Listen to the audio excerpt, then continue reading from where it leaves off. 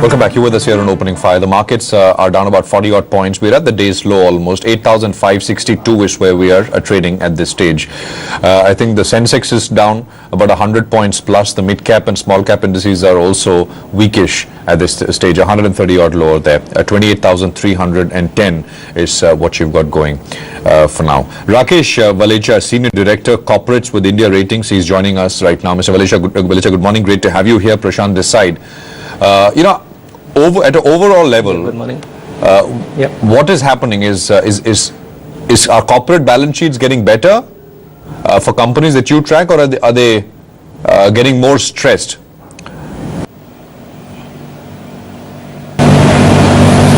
Yeah, no, I think on an overall basis, I think what we have been articulating is that the balance sheets have continued to get more and more leveraged.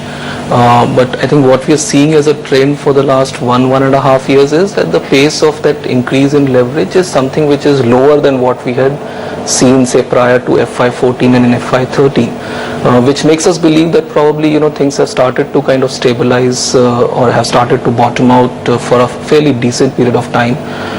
But the key question then continues to remain is at what stage will the corporate start recovering? We think probably that's going to be a slow and steady process, and which I think is clearly borne out by how the numbers are being reflected or how the results are being declared. So I think it's going to be a slow and steady recovery from here on, and we don't expect anything extraordinary to happen as far as corporate balance sheets are concerned. Okay, so you're saying that things are getting worse, is that right? Yeah, things, in a sense, are probably a bit worse off, I would tend to believe, as I said, but I think the pace of that worsening or the pace of that deterioration is something which is definitely lower than what we have seen in the past. So I think we're probably, in the zone of bottoming out, and from here on, how do we recover? I think that's the key question that everybody's trying to address today. If you, ICRA, which is a Moody's affiliate, recently downgraded 2 GMR power projects with a debt of about $2 billion or so to default, as the company had not paid installments fallen due in April 2015. It has also delayed on the interest servicing during the last few months. Now one can argue and say that this specific corporate has been a chronic case for a while now, and it's not representative of the overall industry.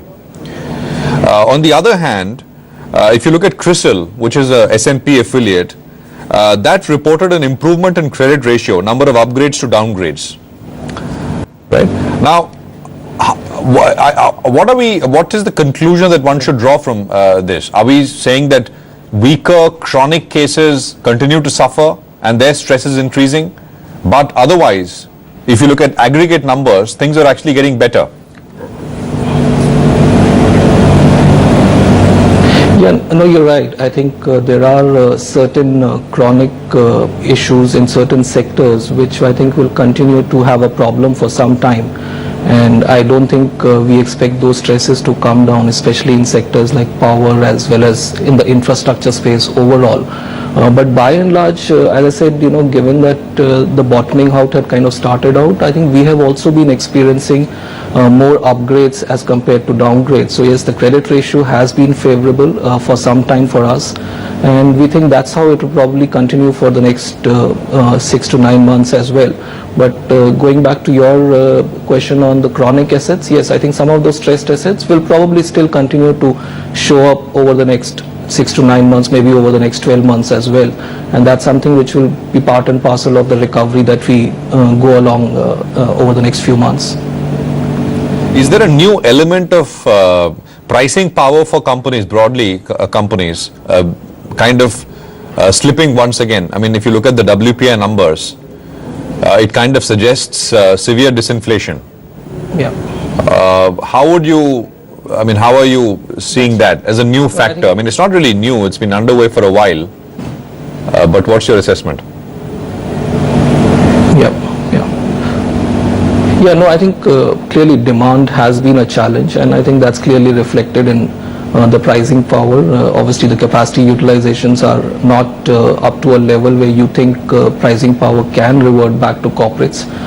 So in a sense, I think the lower capacity utilization is reflecting in some amount of inability to pass on the prices to the end consumer, and I think that will stay for some time to come.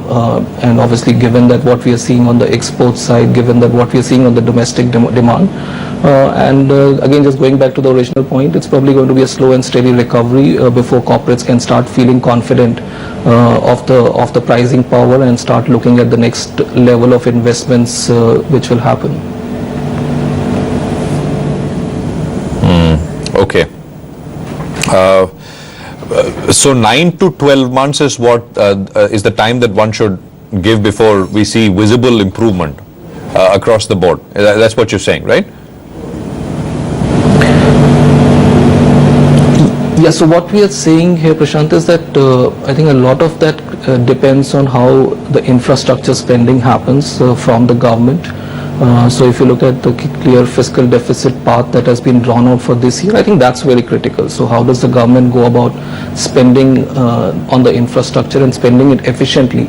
I think that's what will probably percolate down to the corporate balance sheets and will probably provide some impetus for growth before corporates themselves start feeling, or before the consumer himself starts feeling a bit more confident of spending. And maybe FY17 is when private sector would then start chipping in to a certain extent. So FY16 is clearly a year for the government to kind of execute its infrastructure and agri spending as what they have envisaged.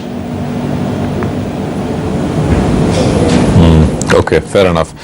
Although now one thing which complicates this entire analysis of whether government spending is actually increasing or not, I mean, is the fact that the states now have a lot more money to spend, right? So it's up to the states as well to spend and what to spend on and things like that. That's right. Got that. Now, let's just quickly talk about another factor, which was exports. Now, we had the March trade deficit numbers, and exports are down 21% for March year on year. If you look at China, Korea, Indonesia, Taiwan, right, latest export numbers for all those nations are also down. Not so much, but they're down. What does that complicate matters for at least export-oriented companies? You got a situation back home which is not great.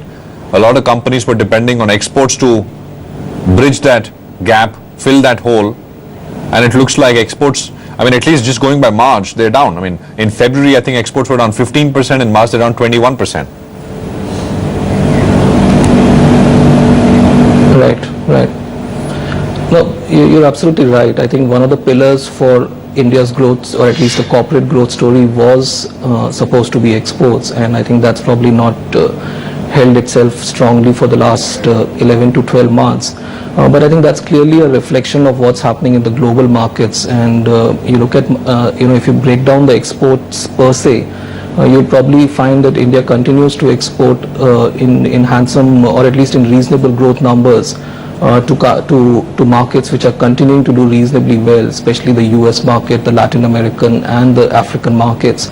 I think the pressure points are building up more from markets which are probably showing signs of slowdown, which includes the European Union and probably Asia to a certain extent. That's where I think the pressure points are building up. And yes, I think just going back to your original point, yes, export was one of the pillars for growth. Probably if that's not going to be available, all the more reason that the domestic demand has to kind of drive corporate profitability, which is where I go back to the original point that the government's role in FY16 in terms of infrastructure spending becomes all the more important. And what is your assessment of that, about government spending, what it is spending on or how it is executing? We've had a few months to kind of look at that as well. Yes. Yeah, I think at least our initial sense tells us that at least the government is conscious of what needs to be done during the course of this year, and I think they are probably much more proactive this time And I think the expectation is probably a lot of that spending should percolate down, or at least should get executed during the course of this year. But one will have to wait and watch for at least the next 6 to 9 months whether that actually transpires on the ground or not. But that, I said, is probably an expectation that most market participants have today. Yeah. We'll leave it there. Mr. Valecha, thank you very much for joining us with that perspective. Appreciate your time here on the show. Thanks as a lot. always. Thank you. We'll take a quick break here. LIC Housing Finance reported numbers earlier. There's a press conference being held, and we'll cut across to that when we return in just 2 minutes' time.